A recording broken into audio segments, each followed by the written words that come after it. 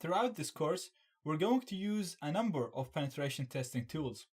You can try and install each of these tools manually, or you can do what most pen testers do, including myself, and use an operating system designed for pen testers. So we're going to use an operating system called Kali, which is based on Linux on Debian. So it's just a flavor of a normal Linux operating system. The only difference is it comes in with most of the tools that we need to use pre-installed and configured correctly. So it makes our life so much easier. You have two options to install Kali. You can install it as a virtual machine, so you can install it inside your main machine and access it through it. And this way, there's no way you can mess up. There's no way you can mess up your hard drive or your current installation. And it works just as efficient as a main machine. Or you can install it as a main machine using the ISO image. If you chose to install it as a virtual machine, I'm actually going to be using it as a virtual machine myself. Then all you need to do is download it from their website, and they actually have pre-built versions for Kali Linux. So you won't actually need to install anything. Let's go to the link and have a look. You'll see that you have pre-built versions. Now there's two main virtualization software. There's VMware and VirtualBox. I'm going to be using VirtualBox myself. You can use any of them, whichever suits you.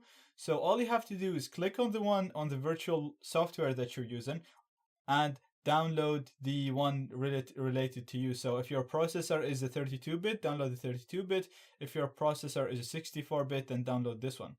Now I've already downloaded this one, and I've already downloaded VirtualBox. It's very easy to download and install. All you have to do is Google VirtualBox and then go through the installation steps, next, and it's installed. And VirtualBox runs with Windows, Linux, and Mac OS, so runs on everything. Now I have VirtualBox downloaded, and I have this downloaded as well. Now, as you notice that this file is compressed and it's in a 7-zip format. So usually you won't be able to open this file.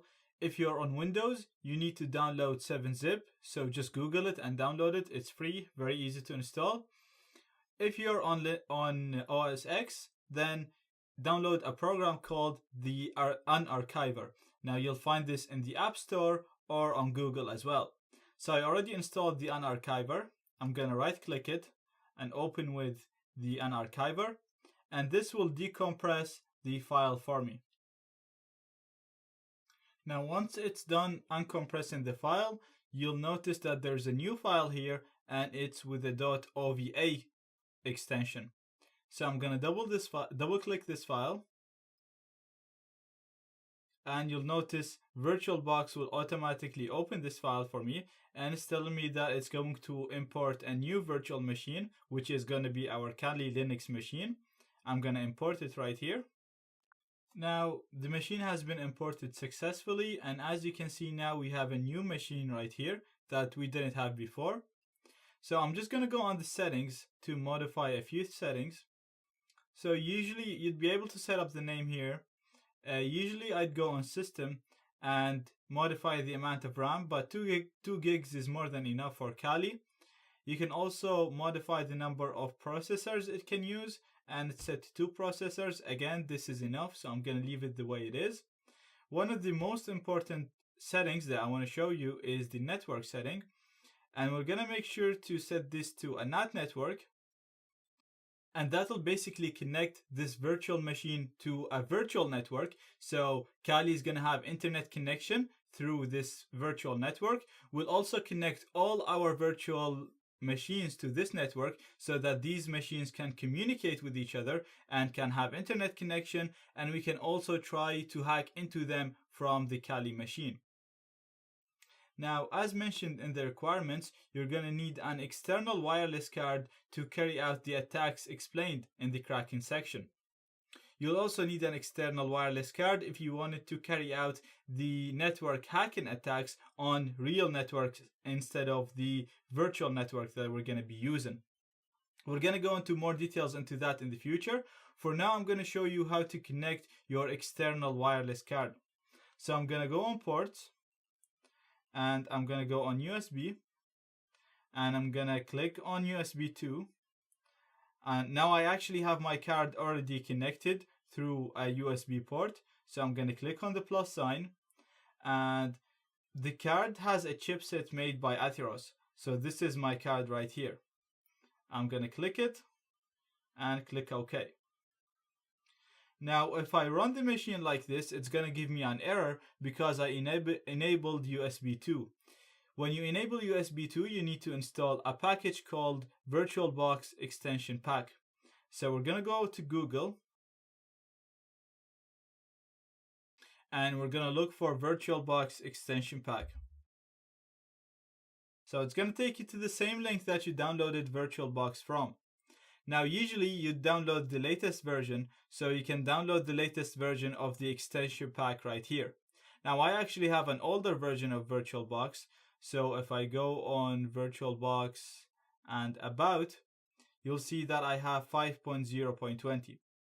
So I'm going to download an older version of the extension pack as well. Now, if you're on Windows, you can see the version of VirtualBox by going on Help.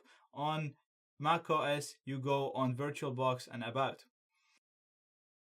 So again, if you have the newest version, then you can just download the newest extension pack as well. I have an older version, so I'm going to go on older builds, and I'm going to look for my build, which is 5.0.20. And I'm going to download the extension pack from here. Now it's downloaded. I'm going to close VirtualBox and click on this. Now I've already installed this, so it's telling me, do I want to reinstall it? I'm just going to do it just to demonstrate to you. And I'm going to agree. It's going to ask me for my password. And we're good to go.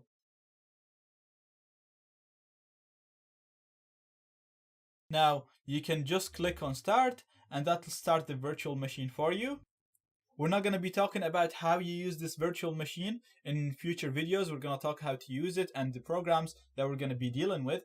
But at the moment, we're just going to take it as it is. And now this is Kali Linux installed for you. If you want to log in, the username is root and the password is TOOR, so tour. And that's it. We're logged in and we're ready to use it. Now in the next video, I'm actually going to explain how to install Kali Linux as an ISO. If you're happy enough with using it like this, I'm going to be using it like this, so there's no differences. It's a properly installed installation, and you can use it this way perfectly. But in the next video, I'm just going to show how to install it as an ISO in case you had a problem with running it like this, or if you want to install it as a main machine. So if this is working for you, skip the next video and go to the one after that.